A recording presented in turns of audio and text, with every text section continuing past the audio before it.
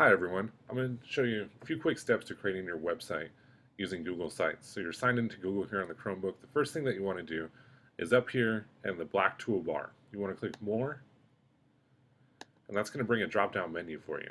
Sometimes you're going to see the option for Sites right there. If you don't see Sites right there, you want to click on Even More. And that's going to bring up a page here that shows all the Google tools that you can use. So these are all things that you can use to create things as we're working throughout the year. But right now we're going to go to Sites.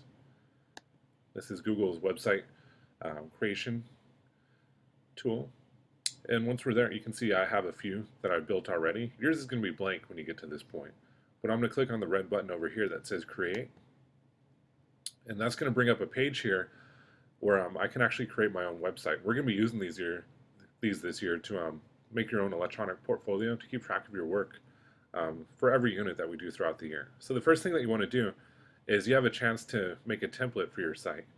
There's a few examples here. If you don't see one that you like, you can go to the gallery, and there's a ton over here. There's different themes that you could use. You can feel free to use any of these. Or if you want to, and this is usually what I do, I just make a blank template and I go back and I customize it later. So there's lots of different things that you can add to it. So choose one of these or the blank template, and you'll know it's chosen because there's a red box around it. Then you want to name your site. So the site name here should be appropriate for a history website. Consider using like a pun or a play on words, make it a little bit funny or creative. And I'm just going to name, this one's going to be kind of boring because I'm just going to do it as an example, but I'm just going to name it Schum Site 2012.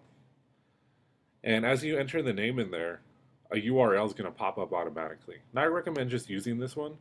If you really want to do something a little bit more creative, that's fine, but this is going to be your web address right there. So if you want to change that, now's the time to do it. But keep in mind, if you want to change the name of your site or the template later, you can do that. So don't stress out too much at this point about making it perfect.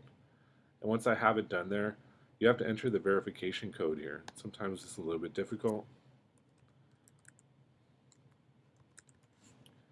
So I think that's the right one. And once that's done, you just go up here to create, hit that red button, and your site's going to pop up if you typed it right. If not, you're going to get another verification code like I just did. So I typed that in. I think it's right this time, so we'll create the site. And we wait for it, and there we go. We have a brand new website.